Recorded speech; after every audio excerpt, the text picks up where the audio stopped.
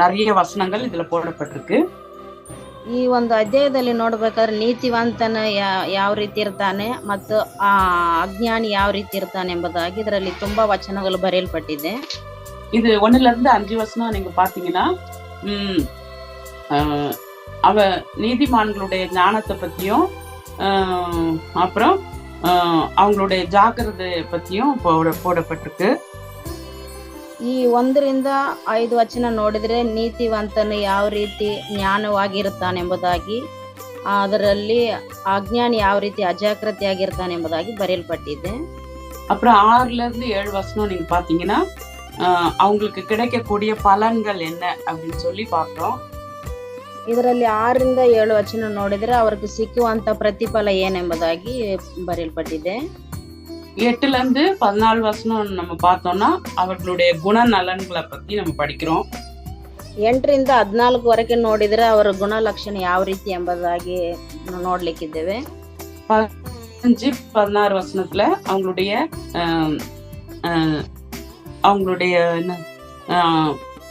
பொருள், அதாவது ஐஸ்வர்யம் எப்படி இருக்கு அப்படின்னு சொல்லி பாக்குறோம்.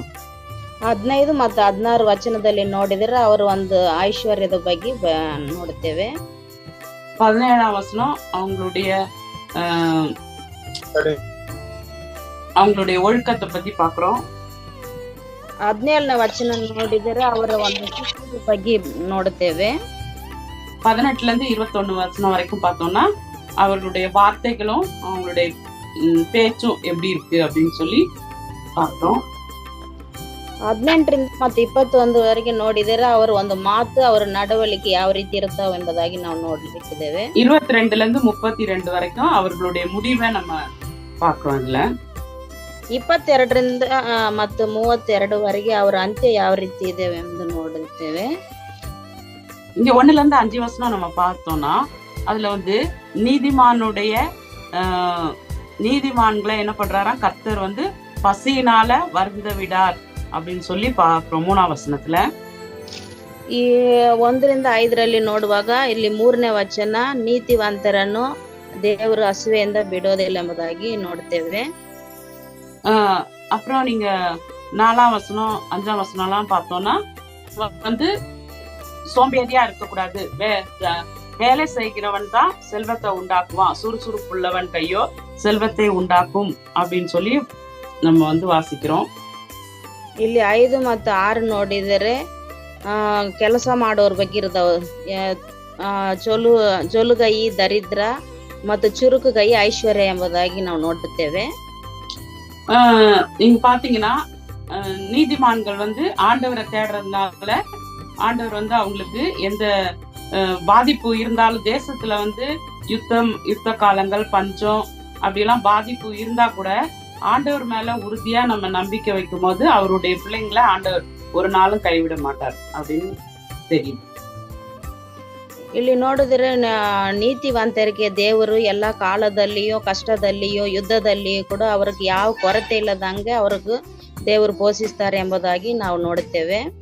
யோசேப்புடைய வாழ்க்கையில நம்ம பார்க்கும்போது யோசேப்பு எவ்வளவு கஷ்டப்பட்டான், ஆனாலும் கர்த்தர் அவனை மறக்கவே இல்லை. அவனை எகிப்துக்கே ஒரு அதிகாரியா ஆண்டவர் மாற்றி அவனை ஆசீர்வதித்தார் அப்படின்னு சொல்லி பாக்குறோம். ಯೋಸೇಫನ ಒಂದು ಜೀವಿತವನ್ನು ನೋಡಿದ್ರೆ ಅವ್ರಿಗೆ ಎಷ್ಟೋ ಒಂದು ಕಷ್ಟವನ್ನು ಅನುಭವಿಸಿದರು, ಆದರೂ ಐಗುಪ್ತಿನಲ್ಲಿ ಅವರು ಒಂದು ಅಧಿಕಾರಿಯಾಗಿ ಉನ್ನತ ಸ್ಥಾನದಲ್ಲಿ ಇಟ್ಟಿದ್ರು ಎಂಬುದಾಗಿ ನಾವು ನೋಡುತ್ತೇವೆ. அதே போல நம்ம தன்னுடைய வேலையை சுறுசுறுப்பா செய்யறவங்களோட முடிவை நம்ம பார்க்கும்போது அவங்க கர்த்தரால ஆசீர்வதிக்கப்பட்டவங்களா இருக்காங்க அப்படின்னு சொல்லி நம்ம வேதத்துல நிறைய ಉದಾಹರಣೆಗಳ நம்ம சொல்ல முடியும். ಇದೇ ರೀತಿ ಕೆಲಸ ಮಾಡುವಾಗ ಚುರುಕು ಕೈನಿಂದ ಮಾಡುವವರು ಯಾವ ರೀತಿ ಆಶೀರ್ವಾದವಾಗಿದ್ದಾರೆ ಎಂಬುದಾಗಿ ನಾವು ಅನೇಕ ವಾಕ್ಯಗಳನ್ನು ನೋಡುತ್ತೇವೆ. பவுல் வாழ்க்கையில நீங்க பாத்தீங்கன்னா அவர் என்ன செஞ்சாரு, ஊழியமும் செய்தாரு, வேலையும் செய்து தன்னுடைய ஊழியத்துக்கான எல்லா காரியங்களையும் அவர் பார்த்து கொண்டாரு. அது மட்டும் இல்லாம அவர் இடைவிடாமல் வேலை செஞ்சாரு அப்படின்னு சொல்லி நம்ம பார்த்தோம். ಪೌಲನ ಒಂದು ಜೀವಿತವನ್ನು ನೋಡಿದರೆ ಅವರು ಸೇವೆಯನ್ನು ಮಾಡ್ತಾ ಇದ್ದರು ಮತ್ತು ಕೆಲಸವನ್ನು ಕೂಡ ಮಾಡ್ತಾ ಇದ್ದಾರೆ. ಅವರು ಕೆಲಸ ಮಾಡಿ ಅನೇಕ ಸಹಾಯ ಮಾಡಿದರು ಮತ್ತು ಯಾವಾಗಲೂ ಕೆಲಸ ಮಾಡ್ತಾ ಇದ್ರು ಅವರು. இயேசு கிறிஸ்துனுடைய வாழ்க்கையில கூட நம்ம பார்க்கும்போது அவர் வந்து சாப்பிடுறது கூட சமயம் இல்லாத நேரம் இல்லாதபடி அவர் வந்து ஓடி ஓடி ஆண்டவருக்காக ஊழியம் செய்தாரு அப்படின்னு சொல்லி அவருடைய வாழ்க்கையை நம்ம பார்க்கிறோம். ನಾವು ಯೇಸು ಕ್ರಿಸ್ತನ ಒಂದು ಜೀವಿತವನ್ನು ನೋಡಿದರೆ ಅವರು ಕೂಡ ಸುಮ್ಮನೆ ಇಲ್ಲದೆ ಓಡಿ ಓಡಿ ಸೇವೆಯನ್ನು ಮಾಡ್ತಾ ಇದ್ರು. ತಂದೆಯ ಕೆಲಸವನ್ನ ಅವರು ಮಾಡ್ತಾ ಇದ್ರು. ಊಟ ಮಾಡೋ ಕೂಡ ಅವ್ರ ಸಮಯ ಸಿಗುತ್ತಾ ಇಲ್ಲ. அதனால நம்ம வந்து 5ஆம் வசனத்துல நம்ம பாக்குறோம், தூங்குகிறவனோ லட்சியை உண்டாக்குகிற மகன், கோடை காலத்தில் சேர்க்கிறவன் புத்தி உள்ள மகன் அப்படின்னு சொல்லி. அதனால நம்ம வந்து நேரத்தை ஆண்டவர் நமக்கு 24 மணி நேரம் கொடுத்துருக்காரு. அந்த 24 மணி நேரத்தையும் நம்ம எப்படி செலவு பண்றோம் அப்படின்றது ரொம்ப ரொம்ப முக்கியம் நம்முடைய வாழ்க்கையில. ಈ 5ನೇ ವಚನ ನೋಡಿದರೆ, ಸುಗ್ಗಿಯಲ್ಲಿ ತೂಕಡಿಸುವನು ಅವನು ಬಂದು ಬುದ್ಧಿವಂತನು, ತೂಕಡಿಸಿದವನು ಬುದ್ಧಿವಂತನು, ಕೊಯ್ಯುವಾಗ ತೂಕಡಿಸುವನು ನಾಚಿಕೆ ಪಡುವನೆಂಬುದಾಗಿ ಇದೆ. ಅದರಿಂದ ನಾವು ಸುಗ್ಗಿ ಕಾಲದಲ್ಲಿ ಸೇರಿಸಿಟ್ಕೋಬೇಕೆಂಬುದಾಗಿ ಬರೆಯಲ್ಪಟ್ಟಿದೆ.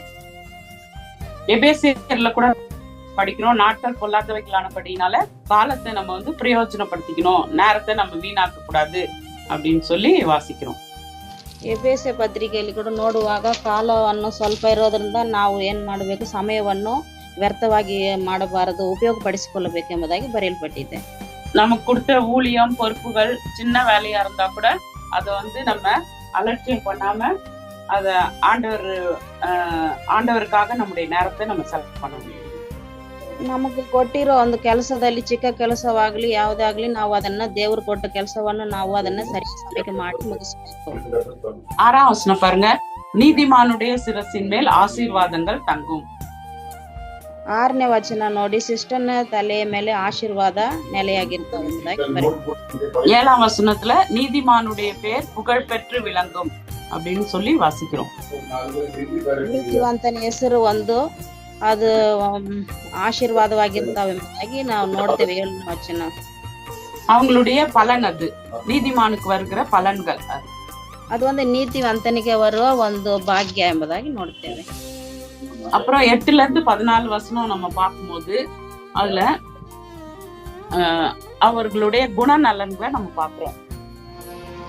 8ರಿಂದ 14 ನೋಡಿದ್ರೆ ಅವರ ಗುಣಾತಿಶಯವನ್ನು ನಾವು ನೋಡುತ್ತೇವೆ. ಅದರಲ್ಲಿ பாருங்க, இருதயத்தில் ஞானம் உள்ளவன் கட்டளைகள் ஏற்றுக்கொள்றான். அவன் வந்து கட்டளைகளை வந்து ஏற்றுக்கொள்றத நம்ம பாக்குறோம்.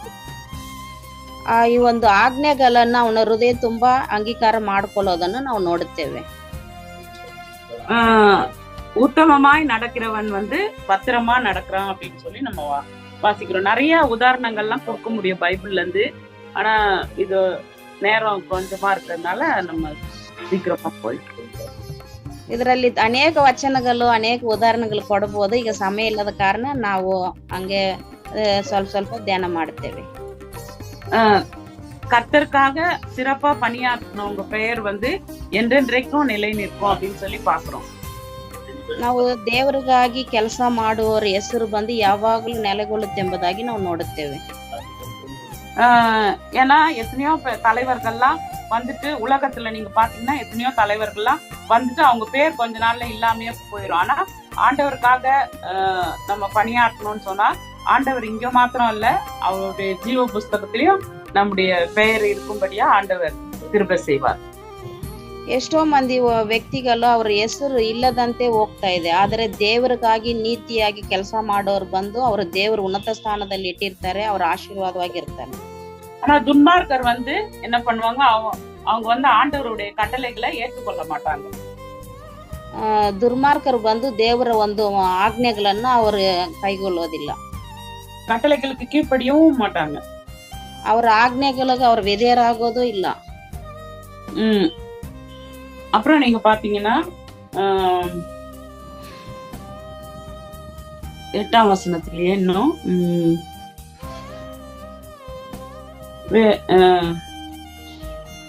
அவங்க வந்து என்ன செய்ய மாட்டாங்க, வேலை செய்யும் நேரத்துல வீண் பேச்சு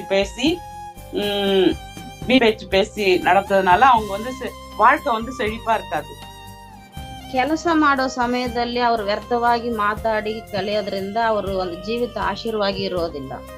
நீங்க நேபுகாத்நேச்சாருடைய வாழ்க்கையில பாத்தீங்கன்னா அவர் வந்து தானியேல் சொன்ன ஆலோசனையை கேட்டு நடந்ததுனால அவருடைய கேட்டு நடந்தார் நேபுகாத்நேச்சார். தானியேல்ல படிக்கிறோம். ದಾನಿಯೇಲ ಪುಸ್ತಕದಲ್ಲಿ ನೋಡುತ್ತೇವೆ, ನೆಬುಕದ್ ನೇಚರ್ ಬಂದು ದಾನಿಯೇಲ ಒಂದು ಆಲೋಚನೆ ಕೇಳಿ ಕೇಳಿ ನಡೆದ್ರು ಎಂಬುದಾಗಿ ನೋಡುತ್ತೇವೆ. ஆனா இன்னொரு அவனுடைய மகன் இருந்தான். அவன் வந்து மூடனா இருந்ததுனால அவனுடைய வாழ்க்கையினுடைய முடிவு அழிவா இருந்தது அப்படின்னு சொல்லியும் வாசிக்கிறோம். ಅವ್ರ ಮಗನು ಇದ್ದ, ಆತನು ಬಂದು ಮೂರ್ಖನಾಗಿದ್ದ. ಅವನ ಮಾತು ದೇವ್ರ ಮಾತು ಕೇಳದೇ ಇರೋದ್ರಿಂದ ಅವನ ಒಂದು ಜೀವಿತ ಅಂತ್ಯವನ್ನು ಬಹಳ ಮೋಸವಾಗಿದ್ದವನ್ನು ನೋಡುತ್ತೇವೆ. நம்ம ஆண்டவருக்கு உண்மையா இருந்தோம்னா ஆண்டவர் வந்து நம்மை உயர்த்தி வழிநடத்துவார். ನಾವು ದೇವರಿಗೆ ಒಂದು ನಿಜಾಯಿತಿಯಿಂದ ಇದ್ದರೆ ದೇವರು ನಮ್ಮನ್ನು ಉನ್ನತ ಸ್ಥಾನದಲ್ಲಿ ಇಡ್ತಾರೆ, ಆಶೀರ್ವಾದ. அதனால நம்முடைய குணங்கள் ரொம்ப ரொம்ப முக்கியமா இருக்கு அப்படின்னு சொல்லி இந்த வசனங்கள்ல நம்ம வாசிக்கிறோம். ನಮ್ಮ ಗುಣ ಚಲೋ ಇರ್ಬೇಕೆಂಬುದಾಗಿ ಈ ಒಂದು ಅಧ್ಯಾಯದಲ್ಲಿ ನಾವು ನೋಡುತ್ತೇವೆ. பாருங்க, 11ஆம் வசனத்துல நீதிமானுடைய வாய் ஜீவ ஊற்று அப்படின்னு சொல்லி வாசிக்கிறோம். ಇಲ್ಲಿ 11ನೇ ವಚನದಲ್ಲಿ ನೋಡುತ್ತೇವೆ, ಶಿಷ್ಟನ ಬಾಯಿಯು ಜೀವದ ಬುಗ್ಗೆ ಎಂಬುದಾಗಿ ನೋಡುತ್ತೇವೆ. அது போல 14 வசனம் வரைக்கும் நம்ம பார்த்தோம்னா நம்முடைய குணநலன்களை குறித்து அதுல வாசிக்கிறோம். நம்ம ಇದರಲ್ಲಿ 14 ವರೆಗೆ ನೋಡಿದರೆ ಅವರ ಒಂದು ಗುಣದೇಶಗಳು ಇದರಲ್ಲಿ ನೋಡುತ್ತೇವೆ. அப்புறம் 15ஆம் வசனம் 16ஆம் வசனம் நம்ம படிக்கும் போது அதுல வந்து அவங்களுடைய ஐஸ்வர்யம் பாருங்க, ஐஸ்வர்யவானுடைய பொருள் அவனுக்கு அரணான பட்டணம், ஏழைகளின் வறுமையும் அவர்களை கலங்க பண்ணும் அப்படின்னு சொல்லி வாசிக்கிறோம். ಇದರಲ್ಲಿ ಐಶ್ವರ್ಯ ಬಗ್ಗೆ ಬರೆಯಲ್ಪಟ್ಟಿದೆ. ನೀತಿವಂತನು ಐಶ್ವರ್ಯವನ್ನು ಕಾಪಾಡಿಕೊಳ್ತಾನೆ, ಅದೇ ದರಿದ್ರನು ಅದನ್ನು ಹಾಳು ಮಾಡ್ತಾನೆ, ಬಡವನಾಗ್ತಾನೆ ಎಂಬುದಾಗಿ ನೋಡುತ್ತೇವೆ. 17ஆம் வசனம் படிக்கும், புத்திமதிகளை காத்து கொள்கிறவன் ஜீவ வழியில இருக்கான் அப்படின்னு சொல்லி வாசிக்கிறோம். ಇದರಲ್ಲಿ 17ನೇ ವಚನ ನೋಡುತ್ತೇವೆ, ಶಿಕ್ಷೆಯನ್ನು ಕೈಕೊಳ್ಳುವವನು ಜೀವದ ಮಾರ್ಗವನ್ನು ತೋರಿಸುವನು ಎಂಬುದಾಗಿ ನೋಡುತ್ತೇವೆ. இப்ப நம்ம இந்த வேதத்துல இருக்கிற ஒவ்வொரு புத்திமதிகளையும் நம்ம காத்து நடந்தோம் அப்படின்னு சொன்னா நம்ம வந்து ஜீவ வழி அப்படின்னா அது வந்து ஜீவனுக்கு போகிற வழியில நம்ம இருக்கோம் அப்படின்னு சொல்லி பாக்குறோம். ಇದರಲ್ಲಿ ನಾವು ನೋಡುತ್ತೇವೆ, ಜೀವ ಮಾರ್ಗ ಎಂಬುದರೆ ದೇವರ ಕಡೆ, ಜೀವದ ಮಾರ್ಗ ಕಡೆ ನಡೀತೇವೆ ಎಂಬುದಾಗಿ ನಾವು ನೋಡುತ್ತೇವೆ. 2 வழி இருக்கு, ஒண்ணு வந்து மரண வழி, இன்னொன்னு வந்து ஜீவ வழி அப்படின்னு சொல்லி இருக்கு. அப்போ ஜீவ வழியில போனா நமக்கு வந்து நமக்கு வந்து ஆண்டவர் ஒரு நல்ல ஒரு இடத்த, பரலோக ராஜ்யத்தை வச்சிருக்கிறாரு. ஆனா மரண வழியில போகும்போது அது வந்து நரகத்துக்கு நேரா நம்மள வழி நடத்துது. ದೇವರು 2 ಮಾರ್ಗವನ್ನು ಇಟ್ಟಿದ್ದಾರೆ, ಒಂದು ಜೀವದ ಮಾರ್ಗ, ಇನ್ನೊಂದು ನರಕದ ಮಾರ್ಗ. ನಾವು ಜೀವದ ಮಾರ್ಗ ಕಡೆ ನಡೆದರೆ ದೇವರು ನಮಗೆ ಪರಲೋಕವನ್ನು ಕೊಡ್ತಾರೆ, ನರಕದ ಮಾರ್ಗವನ್ನು ಹಿಡಿದರೆ ಅದು ನರಕಕ್ಕೆ ಕೊಂಡು ಒಯ್ತವೆ. அதனால நம்ம எப்பவுமே எந்த வழி தரணும், 2 வழி இருக்கியா, இடுக்கமான வாசல், விரிவான வாசல் எல்லாம் கூட இருக்கு. அப்போ நம்ம சொந்த இஷ்டப்படி நம்ம ஆண்டவருடைய கட்டளைகளை கை கொள்ளாம நடந்தோம் அப்படின்னு சொன்னா நமக்கு வந்து அந்த விசாலமான நம்முடைய சொந்த இஷ்டத்தின்படி நம்ம நடந்தோம்னு சொன்னா விசாலமான வழியில போனா முடிவு வந்து அழிவு. ஆனா நம்ம இடுக்கமான வாசல், ஒருவேளை கஷ்டமா இருந்தாலும் நம்ம ஆண்டவருடைய கட்டளைகளை கை கொண்டு நடந்தா நம்ம வந்து முடிவு நமக்கு நித்திய ಜೀವನ ಆಂಡವರು ಕೊಡ್ತಾರೆ. 2 ಮಾರ್ಗ ಇದೆಲ್ಲ, ಒಂದು ವಿಶಾಲವಾದ ಮಾರ್ಗ, ಇನ್ನೊಂದು ಇಕ್ಕಟ್ಟಾದ ಮಾರ್ಗ. ನಾವು ದೇವರಲ್ಲಿ ಇರೋರು ಇಕ್ಕಟ್ಟಾದ ಮಾರ್ಗದಲ್ಲಿ ನಡೆದರೆ ನಮಗೆ ದೇವರು ಒಳ್ಳೆ ಒಂದು ಜೀವಿತವನ್ನು ಇಟ್ಟಿರ್ತಾರೆ, ಪರಲೋಕ. ಅದೇ ನಾವು ಈ ವಿಶಾಲವಾದ ಮಾರ್ಗದಲ್ಲಿ ನಡೆಯುವಾಗ ಅದು ನಮಗೆ ನರಕದಲ್ಲಿ ಕೊಂಡು ಹೋಗ್ತವೆ ಮತ್ತು ಅನೇಕ ತೊಂದರೆಗಳು ಉಂಟಾಗ್ತವೆ. தெரிந்து கொள்றது நம்ம கையில தான் இருக்குது, எந்த வழியில போறோம்னு. ಅದರಲ್ಲಿ ನಾವು ಯಾವ ಮಾರ್ಗವನ್ನು ನಾವು ಇಟ್ಕೋಬೇಕೆಂಬುದಾಗಿ ನಾವು ಆರಿಸಿಕೊಳ್ಳಬೇಕು. அப்புறம் நீங்க 18ல இருந்து 21 வசனம் வரைக்கும் நம்ம பார்த்தோம்னா அதுல வந்து நம்முடைய வார்த்தைகளை பத்தியும் நம்முடைய சொற்களை பத்தியும் அதுல போடப்பட்டிருக்கு. ಇದರಲ್ಲಿ 18ರಿಂದ 21 ವರೆಗೆ ನೋಡಿದರೆ ನಮ್ಮ ನಾಲಿಗೆ ಬಗ್ಗೆಯೂ ಮತ್ತು ನಾವು ಮಾತಾಡುವ ಮಾತುಗಳ ಬಗ್ಗೆ ಇದರಲ್ಲಿ ಬರೆಯಲ್ಪಟ್ಟಿದೆ. நீங்க இத நாவை பத்தி படிக்கணும் அப்படின்னு சொன்னா நீங்க யாக்கோபு 3ஆம் அதிகாரத்தை படிச்சு பாருங்க. ನಾಲಿಗೆ ಬಗ್ಗೆ ಓದ್ಬೇಕೆಂಬುದಾಗಿ ಯಾಕೋಬು 3ನೇ ಒಂದು ಅಧ್ಯಾಯವನ್ನು ಓದ್ರಿ. இதுல வந்து இந்த வசனங்கள்ல போட்டிருக்கு, புறம் கூறக்கூடாது, அப்புறம் நிறைய பேசக்கூடாது, அப்புறம் அப்படின்னு போட்டிருக்கு. ಈ ಯಾಕೋ ಪತ್ರಿಕೆಯಲ್ಲಿ ನೋಡುವಾಗ ಚಾಡಿ ಹೇಳಬಾರದು, ತುಂಬಾ ಮಾತಾಡಬಾರದು ಎಂಬುದಾಗಿ ಬರೆಯಲ್ಪಟ್ಟಿದೆ. நீதிமானுடைய நாவு ஒரு சுத்த வெள்ளிய போல இருக்கு அப்படின்னு சொல்லி போட்டுருக்கு. ನೀತಿವಂತನ ಒಂದು ಮಾತು ನೋಡಿದ್ರೆ ಚೊಕ್ಕ ಬೆಳ್ಳಿ ಅಂತ ಇದೆ ಎಂಬುದಾಗಿ ಇದೆ. நீதிமானுடைய உதடுகள் நிறைய பேரை போஷிக்கும் அப்படின்னு சொல்லி போட்டிருக்கு. ನೀತಿವಂತನ ಒಂದು ತುಟಿ ನೋಡಿದ್ರೆ ಅನೇಕ ಮಂದಿಯನ್ನು ಪೋಷಿಸ್ತವೆ ಎಂಬುದಾಗಿ ಇದೆ. நம்முடைய நாவு எப்படிப்பட்ட நாவா இருக்குது, நம்ம எப்படிப்பட்ட பேச்சுக்களை நம்ம ஒவ்வொரு நாளும் அனுதினமும் நம்ம பேசுறோம் அப்படின்னு நம்ம சிந்தித்து பார்க்கணும். ನಮ್ಮ ನಾಲಿಗೆ ಕೂಡ ಯಾವ ರೀತಿಯಾಗಿದೆ, ಯಾವ ರೀತಿ ನಾವು ಮಾತಾಡುತ್ತೇವೆ ಎಂಬುದಾಗಿ ನಾವು ನೋಡಬೇಕು. நம்ம துன்மார்க்கமான அந்த மக்களை போல இல்லாம நீதிமான் போல, ஏன்னா இயேசுவின் ரத்தத்தால கழுவப்பட்ட நம்ம எல்லாரும் ஆண்டவருடைய அவருடைய பார்வையில நீதிமான்களா நம்ம இருக்கோம். ನಾವು ನಮ್ಮನ್ನು ನೋಡುವಾಗ ನಾವು ನೀತಿವಂತರಾಗಿದ್ದೇವಾ ದುಷ್ಟರಾಗಿದ್ದೇವೆ ಎಂಬುದಾಗಿ ನೋಡ್ತೇವೆ. ನಾವು ನೀತಿವಂತರಾಗಿರ್ಬೇಕಂದ್ರೆ ನಾವು ಯೇಸು ಕ್ರಿಸ್ತನ ರಕ್ತದಿಂದ ತೊಳೆದವರಾಗಿ ಇರಬೇಕು. அவருடைய ரத்தத்தினால கழுவப்பட்ட நம்ம எல்லாருமே ஆண்டவருடைய பார்வையில நீதிமான்கள். ಅವರ ರಕ್ತದಿಂದ ತೊಳೆಯಲ್ಪಟ್ಟ ನಾವೆಲ್ಲರೂ ಪ್ರತಿಯೊಬ್ಬರು ನಾವು ನೀತಿವಂತರೇ. அப்ப நம்முடைய வாயிலிருந்து வருகிற வார்த்தைகள் மற்றவங்களை ஆசீர்வதிக்க கூடிய வார்த்தைகளும் மற்றவங்களுக்கு பிரயோஜனம் உள்ள வார்த்தைகளும் நம்முடைய வாயிலிருந்து புறப்படணும். ನಮ್ಮ ಮಾತುಗಳು ಇನ್ನೊಬ್ಬರನ್ನ ಆಶೀರ್ವಾದವಾಗಿ ಮಾಡೋದಾಗಿಯೂ ಇನ್ನೊಬ್ರಿಗೆ ಒಳ್ಳೆ ಕಾರ್ಯ ಮಾಡೋದ್ರಲ್ಲಿಯೂ ನಮ್ಮ ನಾಲಿಗೆ ಇರಬೇಕು. அப்புறம் 22 கடைசி வரைக்கும் நம்ம பார்த்தோம்னு சொன்னா அவர்களுடைய முடிவு எப்படி, நீதிமான்களுடைய முடிவு எப்படி இருக்குது, துன்மார்க்கருடைய முடிவு எப்படி இருக்குது அப்படின்னு சொல்லி இந்த வசனங்கள்ல நம்ம பாக்குறோம். 23ರಿಂದ ನಾವು ಕೊನೆ ವಚನವರೆಗೆ ನೋಡಿದ್ರೆ ನೀತಿವಂತರ ಒಂದು ಆಶೀರ್ವಾದ ಯಾವ ರೀತಿ ಇರ್ತಾವ, ದುರ್ಮಾರ್ಗರ ಒಂದು ಅಂತ್ಯ ಯಾವ ರೀತಿ ಇರುತ್ತಾವೆ ಎಂಬುದಾಗಿ ನಾವು ನೋಡುತ್ತೇವೆ. ஒரே ஒரு வசனம் படிக்கலாம் பாருங்க. கர்த்தருக்கு பயப்படுதல் ஆயுசு நாட்களை பெருக பண்ணும், துன்மார்க்கருடைய வருஷங்களோ குறுகி போகும். 27ஆம் வசனம். 27ನೇ ವಚನ ಬಂದು ಯೆಹೋವನಿಗೆ ಭಯಪಡುವವರು ದಿನಗಳು ಯಾವ ರೀತಿಯಾಗಿ ಆಶೀರ್ವಾದವಾಗಿರ್ತಾವೆ ಮತ್ತು ದುಷ್ಟರ ಒಂದು ವರ್ಷವು ಯಾವ ರೀತಿ ಇರ್ತಾವೆ ಎಂಬುದಾಗಿ ಅದರಲ್ಲಿ ಬರೆಯಲ್ಪಟ್ಟಿದೆ. அதனால ஆண்டவருக்கு நம்ம பயந்து ஜீவித்தோம்னா ஆண்டவர் நம்மள நீடித்த நாட்களாக நம்ம இந்த உலகத்திலயும் சரி பரலோகத்திலயும் நமக்கு ஒரு நித்திய வாழ்க்கைய ஆண்டவர் கொடுத்து நம்மள ஆசீர்வதிப்பாரு. ನಾವು ದೇವರಿಗೆ ಭಯಪಟ್ಟು ಜೀವಿಸುವಾಗ ಈ ಲೋಕದಲ್ಲಿ ಆಗಲಿ ಪರಲೋಕದಲ್ಲಿ ಆಗಲಿ ನಮಗೆ ನಿತ್ಯ ಜೀವವನ್ನು ದೇವರು ಕೊಡ್ಲಿಕ್ಕಿದ್ದಾರೆ. நீதிமான்களின் அடுத்த வசனம், நீதிமான்களின் நம்பிக்கை மகிழ்ச்சியா இருக்கும் அப்படின்னு சொல்லி பாக்குறோம். ಒಂದು ನೀತಿವಂತರ ಒಂದು ಜೀವಿತ ಯಾವ ರೀತಿಯಾಗಿದೆ, ತುಂಬಾ ಸಂತೋಷವಾಗಿರ್ತಾವೆ ಎಂಬುದಾಗಿ ನಾವು ನೋಡುತ್ತೇವೆ. 30ஆம் வசனம் பாத்தீங்கன்னா நீதிமான் என்றும் அசைக்கப்படுவதில்லை அப்படின்னு சொல்லி பாக்குறோம். ಇದರಲ್ಲಿ 30ನೇ ವಚನ ನೋಡಿದ್ರೆ ನೀತಿವಂತನು ಕದಲಿಸೋದಿಲ್ಲ, எப்பவும் அசைக்கப்படுவதில்லை, ಯಾವಾಗಲೂ ಅವರನ್ನ ಕದಲಿಸೋಕೆ ಆಗೋದಿಲ್ಲ ಸಿಸ್ಟರ್ ಅನ್ನು. ஏன்னா அவங்க ஆண்டவருக்குள்ள இருக்கிறதுனால ஆண்டவர் அவங்க கூடவே இருக்கிறாரு.